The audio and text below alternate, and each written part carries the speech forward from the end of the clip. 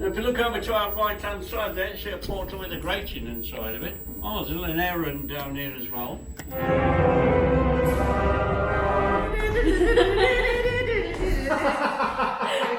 On the right looks a bit like a railway tunnel entrance, that we're known as Tipton, right? That we've done stuff. Let in. There we go. We've paid. We are at the Dudley Canal and Caverns. Here it is. Dudley Canal and Caverns. DCC for short. Dudley Canal and River Trust. You sound like you're very bitter about the fact you got it wrong. Dudley Canal and Caverns. Where'd you get River Trust from? Dudley Tunnel.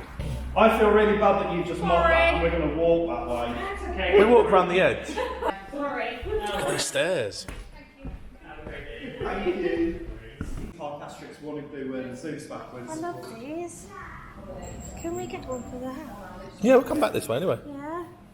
Oh, yeah. Crew. I wonder if I wear that, I'll get mistaken for crew. Got Frankenstein mug. Okay. This one. I don't know what this means. Daft Apron. Yeah, but I've never heard that before. I've told you. I've called you a couple of times. Right, you silly person. Happy birthday, the old cocker. Here we go, it's the canal. Oh, the door's there.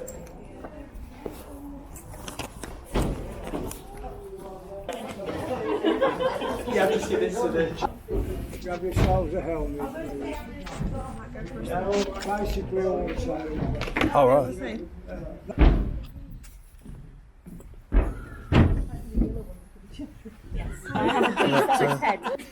We are at sea level. We're going to do a funny face. Oh, it's rocking. Oh, that's Should we all do a funny face? Hey. I'm quite excited actually. Okay, good morning everybody, welcome aboard. My name is we're Brian, moving. skipper on the boat, and you've got John on the back today. Who's another skipper, so we've got two for the price of one today. Cheerio, folks. Hey. Yeah, say to her, because you might not see me. Primark? No, Primark. I want some socks. Can we go past Merry Hill? We go past Mary We go Hill. past Merry Hill? Yeah, no, in there. In Merry Hill. Oh, yeah. No, no. It's only a 45-minute trip, you won't get that quick. My name is Brian, as I said, skipper on the boat, and John on the back. A couple of safety things I must go through with you before we go back to our tunnel complex. If you look around the boat, we have plenty of life rings there on the very unlikely event as you might need one. If you do find yourself in the water, the first thing I would shout to you is stand up. It's only about 4.5 feet deep. If you're only 3'6" and you need one of our rings, of course. Each ring can hold 4 people up, and now you won't fit 4 people up the hole in the middle. You hang on to the strings on the outside, that's how they work. Also in the centre we have fire extinguishers just in case our all-seal boat sitting on a wet canal should spontaneously burst into flames. Health and safety, what can I say? Most of all though, ladies and gentlemen, see the shop sandwiches all the way around the edge of the boat. That's the red part with the green stripe on the top. Please keep everything that you want to keep on your body inside the profile of the boat at all times, please. That's fingers, arms, heads, legs, tongues, anything you dangle over the side like children. Is there any children on board? No? Oh. Big children. Well, people you don't like it. People you don't like, anything like that, you can go with. Oh, got a light along the top. Well, down the boat, Right on the top there. That's the license if anybody wishes to inspect that. Okay, well, we just entered into Lord Ward's tunnel. Lord Ward had this tunnel built in 1778 to join his limestone mines that we're going into today onto the main canal system. The canal we're just leaving is the Wolverhampton Birmingham Canal, or you can see in the Birmingham Canal navigation. Oh, look at all the drips. Drips coming down. There's going to be a bit of water dripping on at this point, but not to worry, it's just the overflow from a septic tank. That's my understanding over here. I'm only joking, I'm not joking. Just don't lick your fingers, that's all I can say. Oh yeah. Good job we got a waterproof coat. I did warn you. Is it like the lights? It's pretty well lit now, I think. It's like the sealed space. Yeah, don't forget we've got to come back. Two for the price of one today. Get a shower included. On the walls you see calcite or limestone. The ripples you'll see are commonly known as curtains. And we have stalactites forming on the ceiling as well from place to place. How it's got there because our rain has got a little bit of acid in it, which in the atmosphere as it falls down through it, dissolves some of the limestone as it seeps through it. That dissolved limestone is brought through the rainwater. Rainwater evaporates, leaving these deposits on the walls as you can see them. It's exactly the same stuff as you get in your kettles of dough and your washing machines. But when you shower it, start to block up, that's because the minute traces of limestone in our drinking water, exactly the same. Also on the walls you see some square holes. These square holes are where the bricklayers built the walls up as high as they could reach and then put timbers across the width of the tunnel. Bear in mind the canals were 6 feet deep when they were put them first. Not now because it's still silted up with block kettles. And the bricklayers built the walls up as high as they could reach and then put timbers across the width of the tunnel. They were then standing those timbers in which they cut out the roof and lined it with brickwork. And after they finished, they took the scaffolding away, as you might say, but left the holes there, serve as weep holes to let any water pressure out, they could push the brickwork inwards.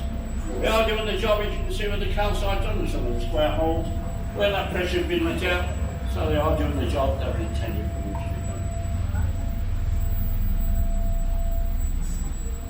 be done. The shaft coming up above your head right now, we commonly call this the Eiffel Tower, normally. But it's dry now, so you're all right to normally get an eyeful of water. So that's why we call it the Eiffel Tower. It is dry today, I think. Say more about. I sank 12 of those shafts down altogether, the deepest one being about 200 feet from the surface to the bottom of the canal. Coming into our first open area now, but this open area didn't have a roof on originally, it was a cavern. It's called Shirts Mill Cavern, called Shirts Mill Basin now because he took the lid off. And we've got two mines here. There's a mine on the right hand side and a mine on the left. Now the one on the right looks a bit like a railway tunnel entrance, that we're known as Tipton Mine.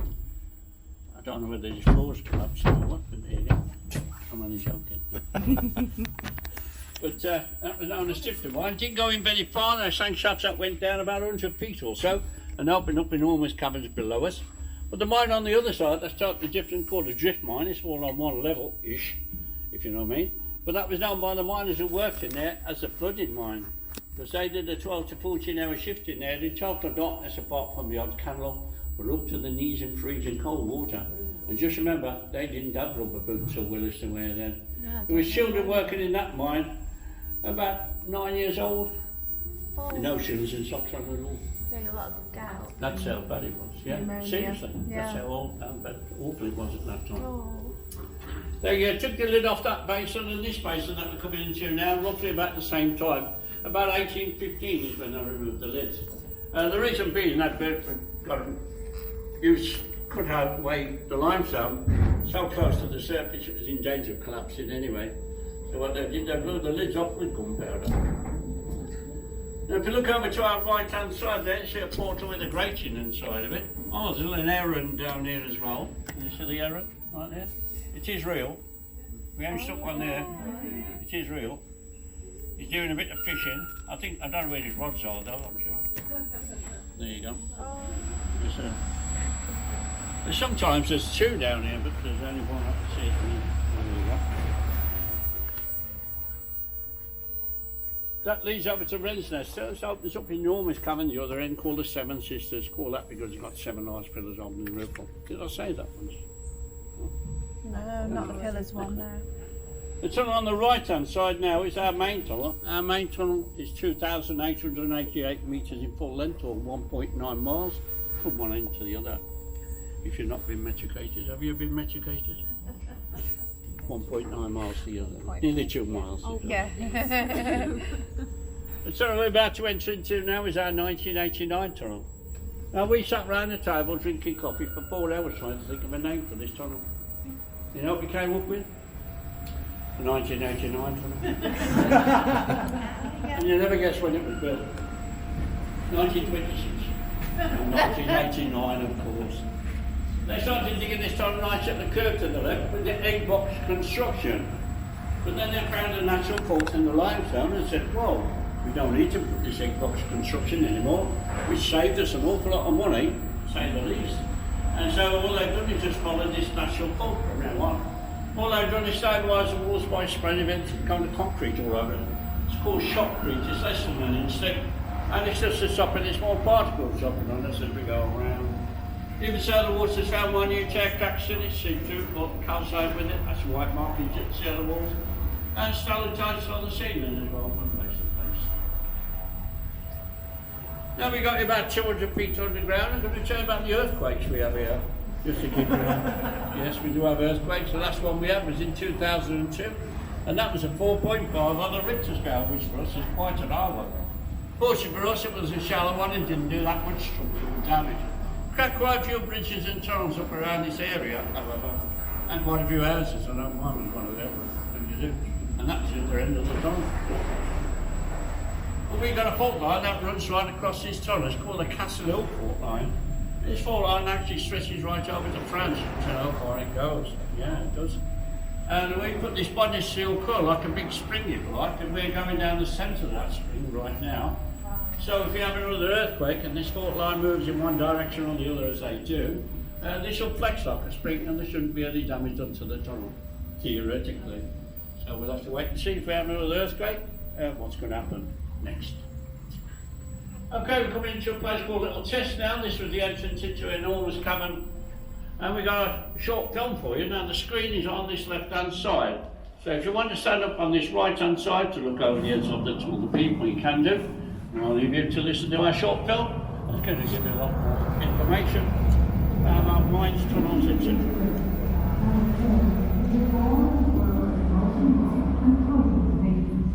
Slowly the surface cooled until the thin skin of solid rock formed. A fragile skin, even today just a few miles thick, floating on a molten sphere. For hundreds of millions of years, ours was a violent world with voice life. No one knows for certain quite how or why it happened, but around 2 billion years ago, in a warm, shallow pool, a tiny, single-celled creature developed. A creature that could divide and reproduce itself, and change to meet the challenges of its harsh environment. A creature that was destined to change the face of the earth and become the father and mother of all life on the planet.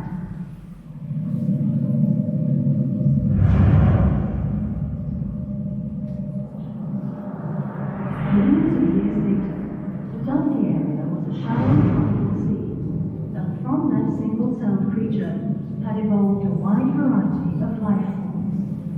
Trilobites, shellfish, sea lilies, and giant prawns. Welcome to Silurian times, when the rock around you was a living world 400 million years ago.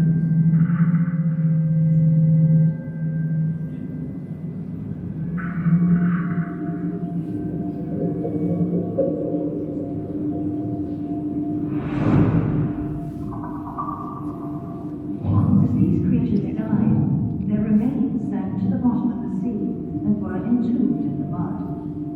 A steady rain that went on for millions of years. As later deposits were laid down, this mud was eventually compressed to form rock, still bearing the imprints of those creatures that lived and died millions of years before.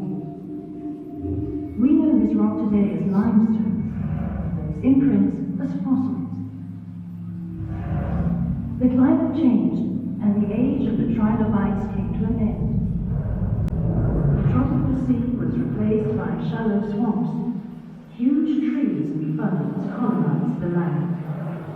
Animals followed: insects, scorpions, lizards, and giant dragonflies. When they died, their remains sank into the mud and were in turn recorded in layers of fossilized plant material, which eventually became coal.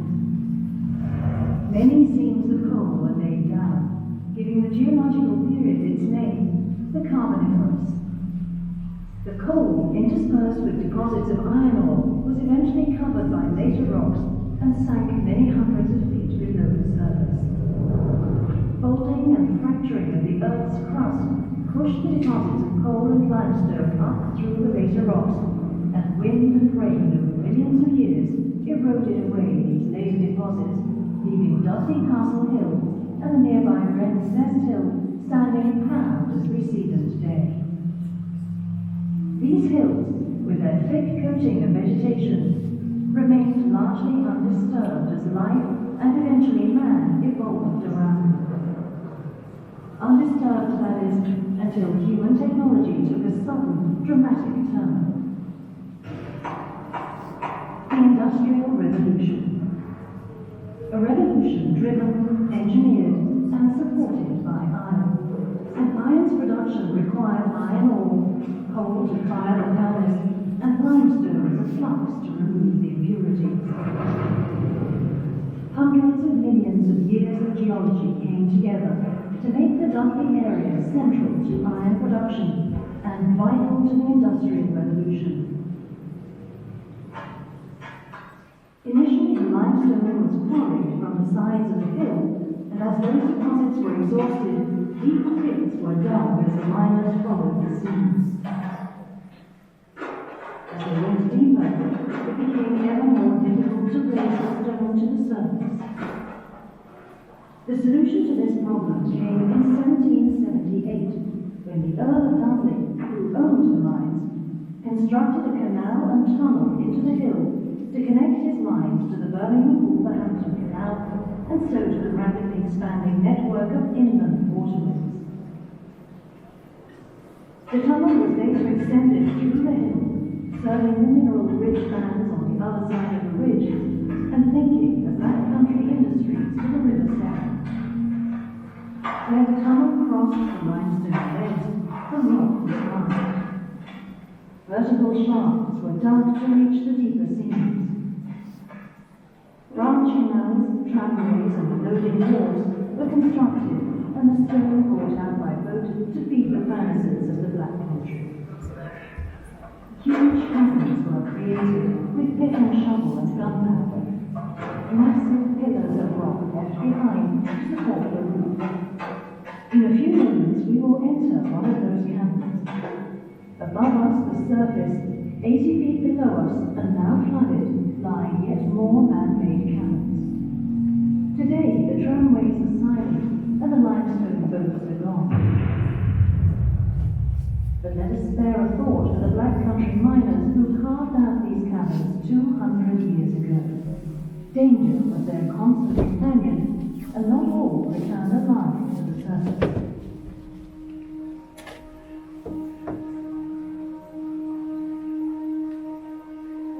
This is just a very, very few of the names of people who have lost their lives, unfortunately, in these mines. We're literally here all day looking at them, because over the years that these mines were open, there were many, many hundreds have lost their lives, and many, many thousands seriously injured. The life expectancy for the miner is only about 27 years old. You see an idea how dangerous it was in these mines. They even built a hospital over the road from the Black Country Museum entrance gate, Sudley Guest Hospital, to cater for all the injured that were literally taken out of these mines, and there were literally thousands and thousands of those. It really was a bad place to work. Where that screen is, it's opened up into an enormous cavern. That cavern was so large in size, it gets in Bull's Cathedral and it's sideways without it touching the sides, and that's all the way down 2 kilometres or so. Had 2 names given to it by the miners, commonly known as the Dark Cavern. I'll give you 3 guesses why that was. Or the 144 cavern, because you've got 144 steps up to the upper galleries. This is the oldest one that we use today, built in the early 1600s. Coming up on our right hand side, you see 2 sections of calcite forming on the walls as we speak. But directly opposite the calcite, you see some deep scarring in the wall. This is where they actually found volcanic ash in there. But that just shows you what a volatile area Dudley was at the time, with the volcanic activity pushing these hills up at the time. All the way down this backs of the wall. The calcite on the next section, calcite, you can see there as well. It's a lot purer, as you can see. And this is where they opened up the cavern that they're coming into now. And that was another place where they found volcanic ash in these parts as well. So the cavern we're going into now is called Singing Cavern, and how it's got its name is because the miners called it that, because the winds used to blow around the pillars holding the roof up, because it had several entrances, and that made a humming noise, or a singing noise, as the miners called it, hence the name Singing Cavern. We have another show for you in this one. Have a good look around forward of the boat. This one is up to our left hand side as the show's going on. But just remember, all these caverns and tunnels have all been dug out from solid rock by hand. Picks, shovels and gunpowder. No mechanical devices are ever used in these mines to excavate the limestone from them. In fact, the only mechanical devices they ever used in these mines were steam pumps to pump the water out the enormous caverns which are directly below us right now. And there are much bigger caverns below us than there are on this level. If you want to stand up on this right hand side,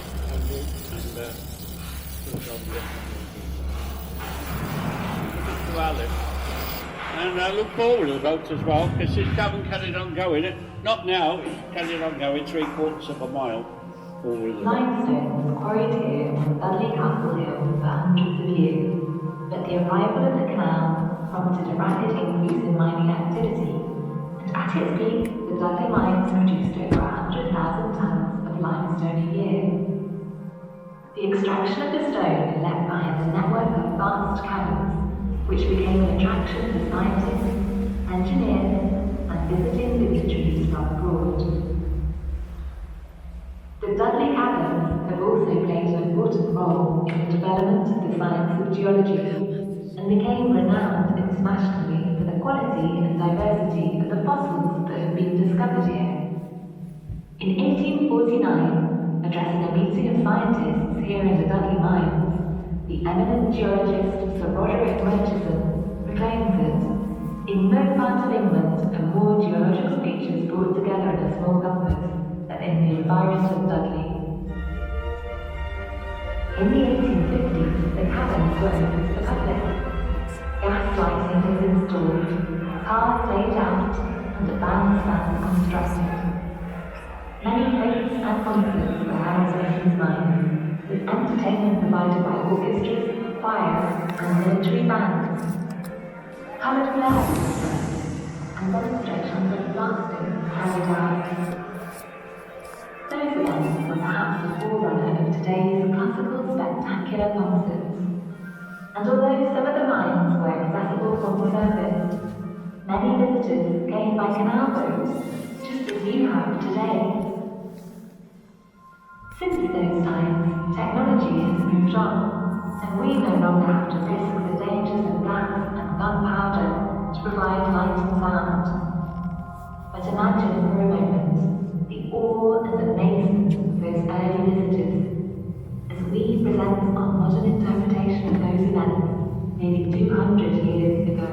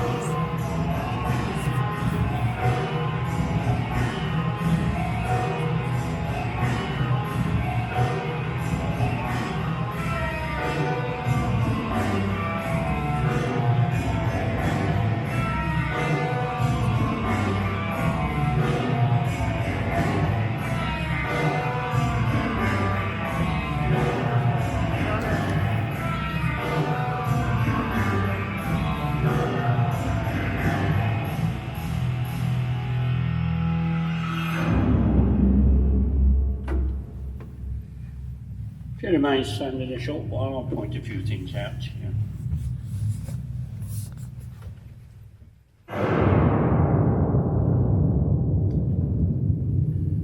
And that's our singing cavern. If you look where I'm shining my torch now, this is the entrance into this cavern. And you can see holes in the plates up the top there. I mean, when you see daylight through there, you might think, oh, that must be the surface right there. No, it's not. That entrance is actually 100 feet down from the surface, believe it or not. They dug a big channel all the way down to get directly into this limestone. They laid tracks up to the surface and laid tracks right behind the miners as they went right across the very top there. Some 3/4 of a mile, almost to Dudley Castle. They stopped just short of Dudley Castle because of the footings were so deep, they probably ended up with the ruins down on top of them. After they'd exhausted that top section, they started working down. Now this was in the 1600s, and there must have been quite good mathematicians around then because they had to figure out how much gap they could leave in between these pillars, and it's more or less the same gap all the way down. And these pillars carried on going 3/4 of a mile, not now because it's been filled in for safety reasons. And how big these pillars had to be, and these are reputed between 3.5 to 400 tons in weight each. The ones over in the Seven Sisters I mentioned earlier on are around about 8 to 9 times larger, just to get your idea how big a hole in the ground it is over there. And not only that they had to figure out the angle they had to be as well, to make sure that all this lot above your head wasn't going to fall down on them when they got down to this level. And they dug all this section out where we are now, and that's why they were taking the limestone up that shaft out of this cavern right where we are now. And after they'd exhausted this section where we are now, they invented the canal system, and they wanted more of this limestone. So what they did there, they put tunnels up to the left and sank shafts down, tunnels to the right and sank shafts down. They'd then bring the limestone up those shafts in a large bucket, tip them into trucks, push them down the tunnels and tip it down into boats moored up on either side there, so they're exactly the same on the other side, and take the limestone back up that tunnel we just come down from. True to tradition, we use these caverns and tunnels throughout the year for all sorts of entertainment. People get married in this one as well, from time to time, believe it or not. And yes, we do put the lights up for them. Of course, they're not totally in the dark when they do that. Oh, apart from the bridegroom, of course, he's always in the dark. First some view, I suppose. But we have lots and lots of shows in these mines. Choirs, singing, bands playing, right across the spectrum of entertainment in these areas. It's where they grow the rushes for us, which is down here. So we're in there is our 1984 big concrete tube that we've travelled down. Good egg box construction, this is an 80s version of it. As opposed to the 1989. Well, when we had this is how they build the metros in Paris and the underground railways in London. Even the Channel tunnel was run out of like a concrete exactly the same. But when we had this tunnel built in 1984, it was the last tunnel that was built on a canal system in over 125 years, which made it quite famous. So much so the BBC sent the company down and they opened it for us. You might have heard of them. Anybody heard of Blue Peter from the BBC? Yeah. Anybody got a Blue Peter badge? No, still not got one. If you got a Blue Peter badge, you can come here for nothing. Oh. And here's our Blue Peter badge. If you exit the tunnel on our left-hand side, right? Oh. There's our Blue Peter badge. Don't you never see one? Oh my God. You want to know what it's like to be down a well? Just look up right there. Probably known as a well, but I wouldn't drink any water out of this well, would you? The canal. And you might think that's the surface right there. No, it's not. That's in the bottom of that deep gully. The surface proper is another 100 feet. Now, it's your turn on this left-hand side to stand up now, to look over here some of the other people. If you look over and to our right, that's our main tunnel. Could you turn the headlight off, John, please? That's our main tunnel. It was extended from this point in 1792, so we could take limestone from the mine that we're coming into now, which is Earth's Cavern, down to his steelworks at Briley Hill. It was later known as Round Oak Steelworks. It's not there anymore. They built something out of this world spectacular in this place. called Witherspoons. There are several Witherspoons there. It's Medial Shopping Centre. There you go. Now, this little setup now on the other side, you can see, can you back up a little bit more, mate? Just a little bit. Okay. This is more or less what it would be like working in the mines, with just the light of a candle to see what they were doing. There's probably more candles in here than that there would be, because they normally have a candle by each man, that's all. And they had to buy that, that helps, believe it or not. We've added a couple of things to it, so this is Alf. His job is to load the boats up with limestone. You'd have to load 30 tons of limestone on each boat. You'd have to load 5 or 6 boats a day, 6 days a week, 12 to 14 hours a day. Anybody fancy that job? Don't fancy that job, okay. Where he gets the limestone from is these 2 guys in the background, which called Ant and Dick. See what they do when I'm not on the telly. What they're doing now is driving the steel bar into the wall with a sledgehammer. They were knocking in the wall about a metre, then we'd draw the steel bar and fill a hole up they made with gunpowder. Then they would do a very silly thing as far as I can work out. They'd turn that steel bar around and use a flat end where they'd been hitting it with an hammer to ram the gunpowder solid down the hole. Now anybody with any common sense knows if you rub steel against rock, what you're going to get if you're not careful? Sparks, and that would cause a previous explosion, and those 2 guys would be killed instantly. And anybody standing up in this cavern would probably be killed or seriously injured with the flying rocks that would be coming out of that hole. Anyway, if everything went well, they'd stick a fuse in there and seal it in with clay so it wouldn't blow the blast out the hole. And what would happen then is the foreman would come in and he would shout at the top of his voice,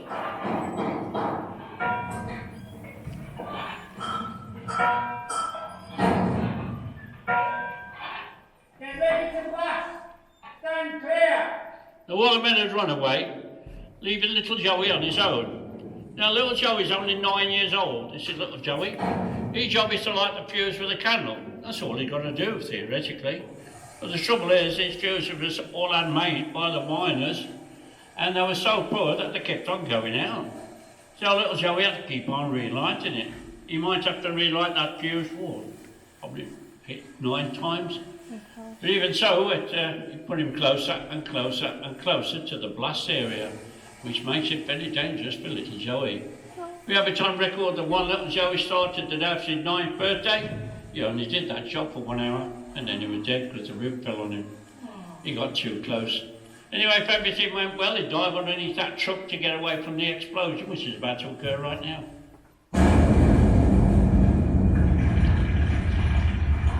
So let's see if he survived this one.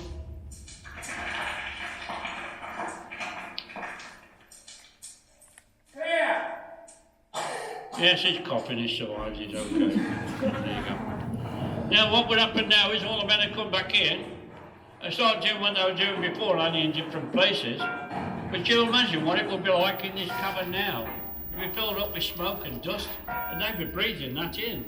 And by the way, they had 5 or 6 explosions a day, 6 days a week, 12 to 14 hours a day. Little wonder that the lungs would give up quite early on from working in the mines. That's how dangerous it was in here. Not only that, they could get the dust in their eyes as well, and that would blind them as well. That was bad. And the trouble is as well, limestone is very fickle as far as strata is concerned. It can change very quickly indeed, from very hard to very soft in less than a metre sometimes. So when they're cutting away with the picks and shovels or blasting away with the gunpowder, they just never knew how much was going to fall down on them. And this is why it was so dangerous as well, working in the mines. On the last day that mine was to close, they had about a roof fall and killed 4 miners on the very last day. I call that really bad, Jim. This is why everything in there, like you saw, the trucks, tracks, ladders, tools, the lot in there, picture belt, and it's all left behind when they closed it, sealed them after they finished, and carried the bodies out basically. The shaft above your head there, that was one of the construction shafts as well that they sank down when they constructed the tunnel. They sank 12 of these down simultaneously. The deepest one was about 200 feet. They lowered the men down in a very large bucket diagram we call navigators. They were the ones who took the canals and the tunnels out. That's been shortened out to people working on the roads at this point. Rabbits, don't they? Navigators. You look above your head, there's nothing holding the roof up. Then you put brickwork in this tunnel as a very, very last resort. Now this section we're coming into now did need support. But have a look at the bricks they used in the ceiling to hold the roof up. The reason why I mentioned that is because all these bricks in the ceiling are all handmade by the wives and the children of the miners. By the way, that's the children from the age of 5 and making bricks up to the age of 9, and that's the boys. And then they were working as miners, and if they think the girls got away with it, no, they didn't. They'd be making bricks from the age of 5 up to the age of 12 or 13 when they were a bit stronger, and then they'd be working as miners as well. That's if I wasn't working with the mothers at the bottom of the gardens, making small chains or nails. But either way, they had a bit of a time in which to play. Where we are now, it's called Cathedral Arch. If you look over to our left-hand side here, you see a couple of boats on a blocked-off tunnel. That was the main entrance originally to the Singing Cavern and the Dark Cavern, and that was the main entrance originally that we used to take for our circular boat trip purpose, but it developed a fault in the season, and it had to be closed for 8 years. That's why we had the 1989 tunnel to last that far. The two boats there, they were working boats, but they never saw service in these mines. They were built at about 1935 and made of steel as this one is. But the boats actually used in these mines were made of wood, not made of metal at all. And if you took all the seats and the steps out of this one, and the lights of course, they look very much the same except made of wood, not made of metal at all. Now you might have noticed there's no towpaths down here at all. So how did they get the boats to go along? Now combustion engines, when they invented them as well, wasn't used down here. But have a look at my mate on the back. And I like to bet nearly every adult on this boat who used that implement he's got in his hand, in a saying. Anybody use the expression, I wouldn't touch him with a barge pole. That's the barge pole that you wouldn't touch him in case he didn't know what you were on about. What he's doing is barging his way around, using force to get where he wants to go. Unfortunately, they've done with the brickwork so badly that they banned them from using them. And so they had to think of another way of transporting the boats down the tunnel. And what they came up with is called legging the boat. Now, we do have two young ladies on there. If you want to come now and have a go legging the boat, they're going to do a quick demonstration.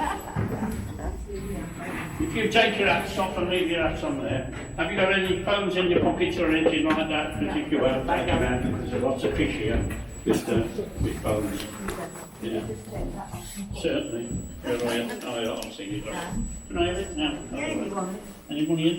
No. Okay, you can have it back then. Okay, sit on the plank. Oh, move that torch first. Thank you.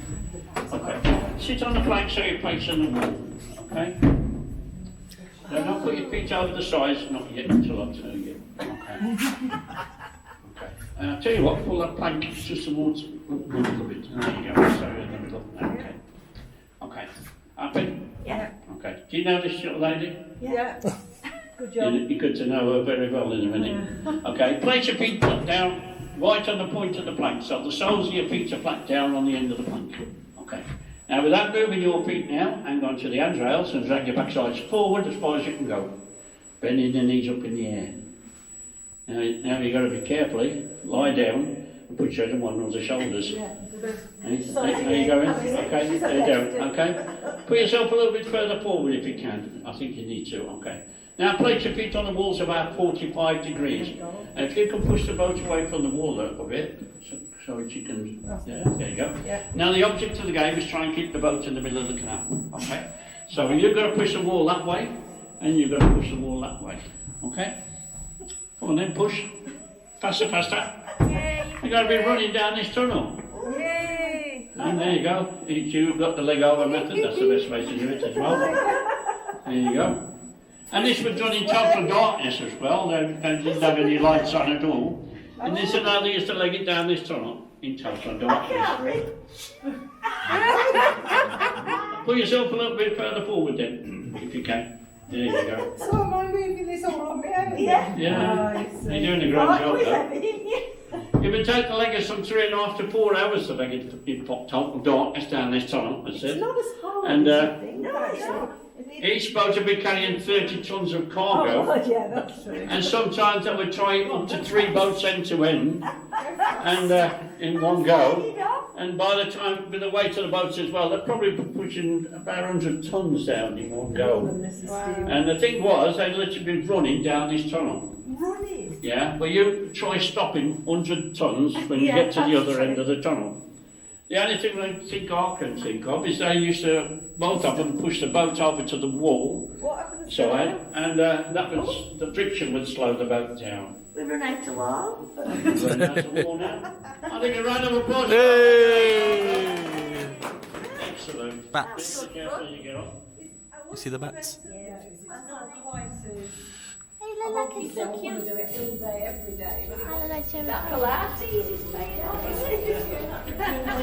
are you boys from?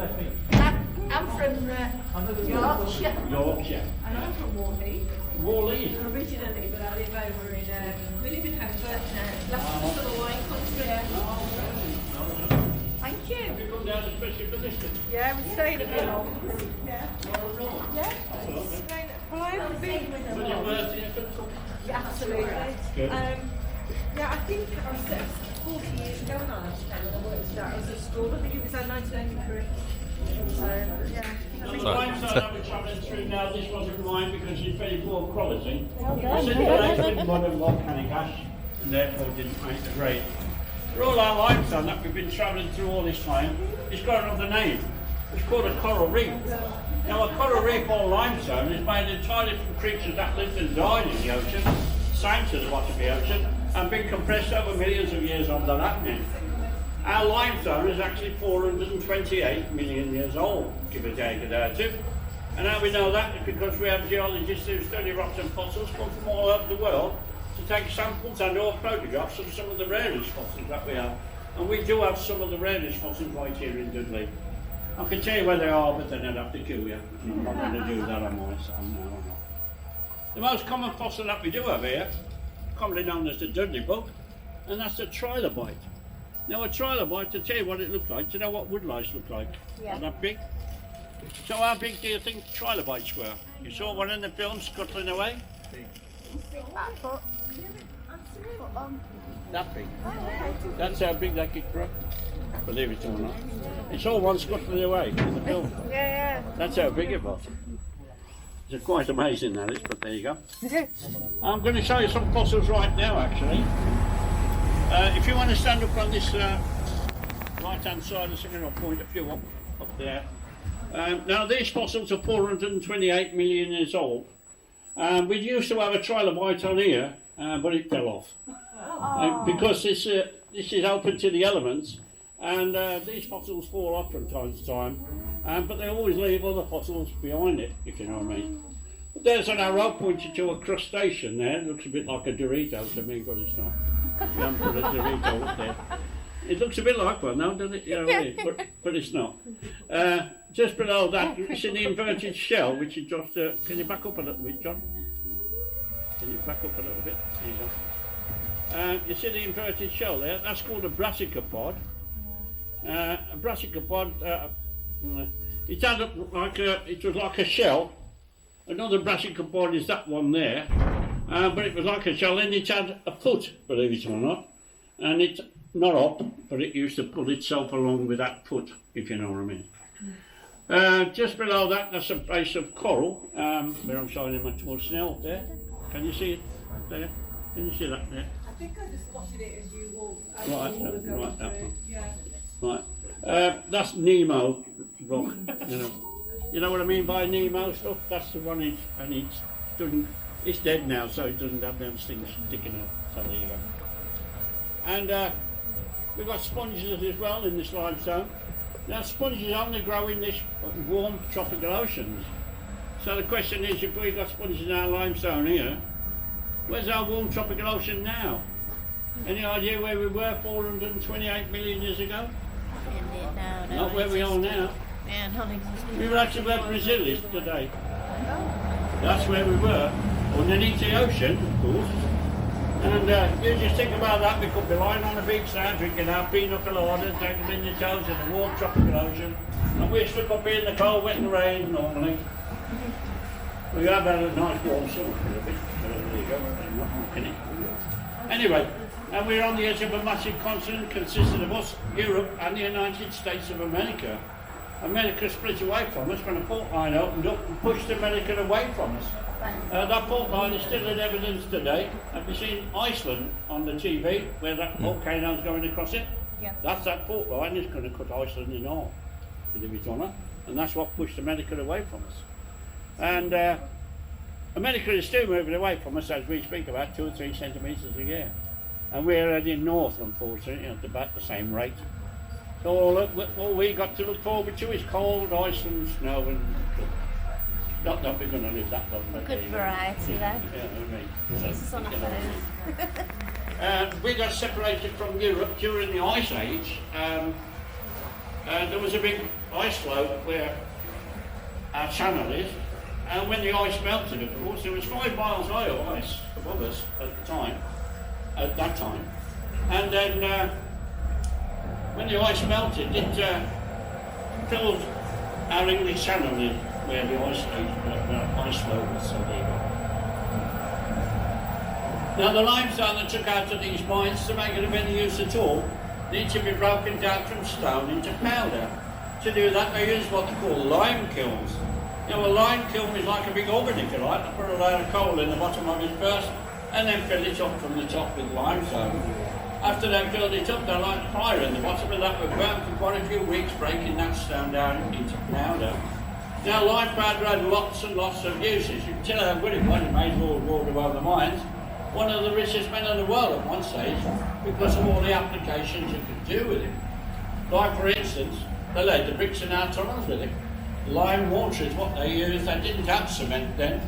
They used to mix the lime powder with sand, ash and water, and these bricks have been laid in here 250 years now, and this is our centenary year of this tunnel being opened, so we might be having some sort of thing about that later on. I don't know where or what or that. But I did not know how to use lime water to lay the bricks with. Well, when we got invaded by the Romans, they brought that technology with them. I started building structures here. Anybody been to Bath? In the bath? Have you had a bath? Not that bad. No, you haven't had a bath? Not that bad. Well, we can't give you a bath, we're going to give you a shower right now. You like the way I've weeded that one in? Very There you go. And there's a shower coming up right now. So there you go. Those give us good things as well as killing us when they invaded us, the Romans. Nothing like a nice cool shower to keep you warm. Down the back of your neck, usually. I don't really get it down the neck. There you go. That's pretty well in now. They give us good things as well as killing us. As I said, they give us aqueducts as well. And we use 4 aqueducts on our open water trips, so, and there's one going out today. And so we do use a lot of those. And they use it to get the impurities out of molten metal. And they still use the same method even to this day. All they do is just throw the lime powder into the furnaces as it was being melted. That would attach itself to the impurities and make them rise to the surface. Scrape that off the top, coming in on the slag as they took off the top. And then they go chip out the metal in the pure state into the moulds and what they use it for. They even use it on the land as fertiliser, the Romans did as well. Have a look at the trees on our left hand side and see how tall these trees grow. See how tall these trees grow over here. Their roots are only into the rock about a foot, if that. Yeah. But they still get enough nutrients out of that rock to grow really tall trees, so it really was good to grow crops with. And so that's what we use it as well. The hole in the corner, by the way, in case you're wondering, this hole in the front there, that was a lime kiln originally. There was lots of lime kilns all around either side of us here, and all gone now, of course, and apart from that one, but it's only blocked off now, standing off the corner. And so that's about the end of our little trip. I'm not run out of things to say, I've run out of time to say things, so we do have open water trips as well if you're interested in history around the area. We do a 3-hour trip, a 4-hour trip, and if you're really into history in a big way, a 6-hour trip. And yes, I can talk for 6 hours, I have everybody asleep on that one. It's called a 2-tonner trip. I did the last one last week, so that's what you do. Are we on Richard maybe? And that's about the end of our little trip. Thank you very much for coming. I hope you enjoy the rest of your day. And come back and see us again in the very near future. Oh. Thank you very much. Hey. Please remain seated till we tie the boat up and get them off nice and safe. 12, and then they're going to. We're doing the 12 and they're doing the 1. Okay.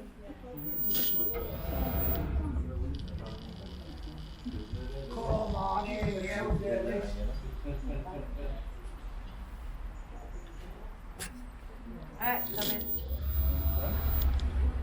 Move backwards now. Back up a little bit now. Okay, major part of the vessel now. You should place your ass back into the box or the yellow ones into the bag. That'd be wonderful. Thank you very much. Thank you. Thank you. Thank you very much. Thank you, that was lovely. Thank you. That was good. It was about 50 minutes, wasn't it? Yeah, and these are the planks for the legging as well. Thank you. Legging. You weren't going to do the legging then, Matt? I did it when I was 7. I've done it. I've done it. Yeah, when we were kids. I suppose it's the kind of thing where it's difficult to get up after. That's good, yeah. Do you want anything from the gift shop? You were eyeing up stuff. You sure? Have a look if you want. Scented candles. No, sorry, I'm Thank you. You'll be able to taste it, by the way. Matt, what are these called, Matt? Herbal tablets. Herbal tablets. I wasn't expecting them to be hard. Oh yeah, by the way, the hard. Suck 'em. They're like cough sweet flavour cola bottles. They are, basically. They're for cold nights. They're like cold night sweets. I'd never heard of them. Oh God, yeah, we've been eating these for over 40 years. Yeah, they do grow on you. At first you're like, nothing special, and then you have them for a while. They're beautiful.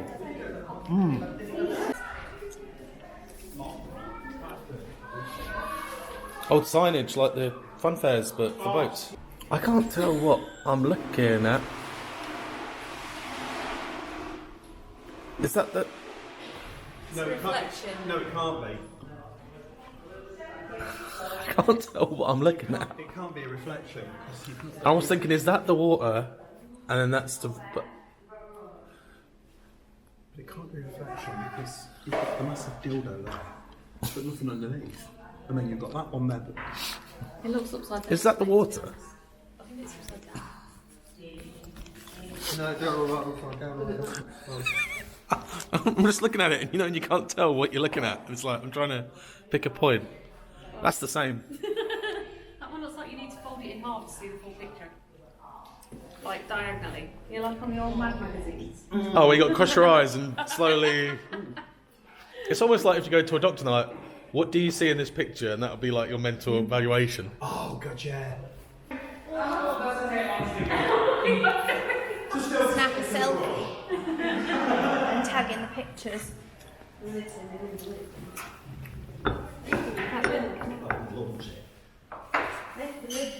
Like with the boat.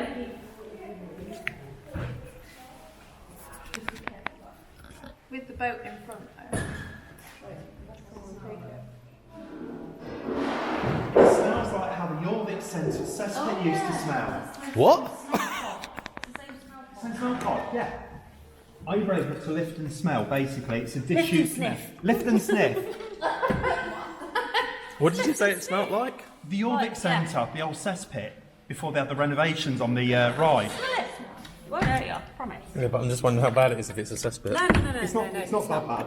That's like scare mazes. Yeah. It's a moment of truth. It might not. Because my hand's just about to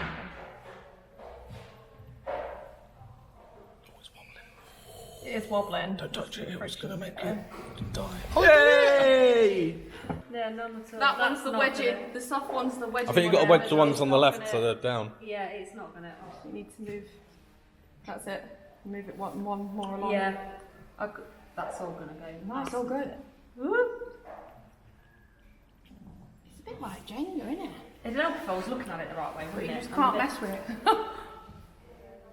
Yeah, make sure it wedges in. Yeah. And just Standing pull it ain't quick. helping either. Yeah, then give it a good...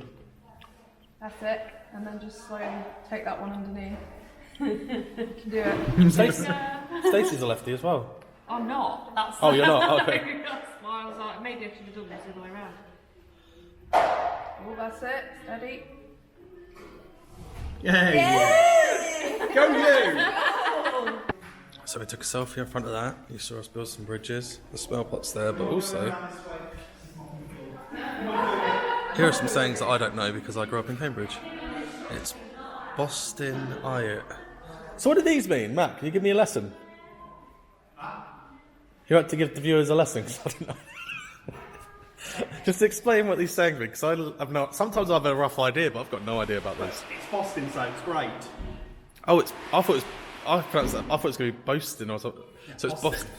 Boston, great. So that's great. That's more Birmingham. That's Black Country. That is. But cut for us Midlands is the canal. You're going down the canal. Going down the cut. I've got one more. What we got? I've seen the light at the end. Oh yeah, I get that one. Yeah. Ding ding ding ding ding ding ding ding ding ding ding ding ding ding. Yeah. It'd be more awkward if it wasn't us, just a random person walking around the corner. That's quite a cool way of learning how to do it though. Obviously it'd be more of a See this? Use the caution. That's some Yeah, make sure no his fingers get in the way. How fast can you go? That way I can't, but this way I can, because it just goes. That's what we saw earlier. That one is a little bit more difficult that way. Haven't you got to cross your legs over? And that's technically used in the... They were crossing the legs. There's a tunnel there as well, photo opportunity. It is So quite... they were going like that. Yeah, they were, weren't they? Yeah. But my train is very slippy. That's quick. But to be fair, He's going for that way, isn't it? They need to have one of those things that tells you how quick you go. If you turn it on the side, it looks like he's river dancing. That's You got to put your hands straight down at your side and do it, that's it. No, it's everything.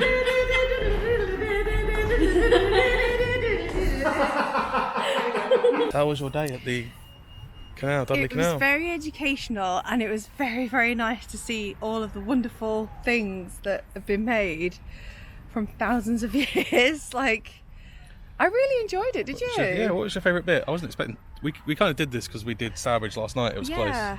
I enjoyed the fact that you're able to sit down, and there's some parts where you get opportunities to stand up and actually have a look.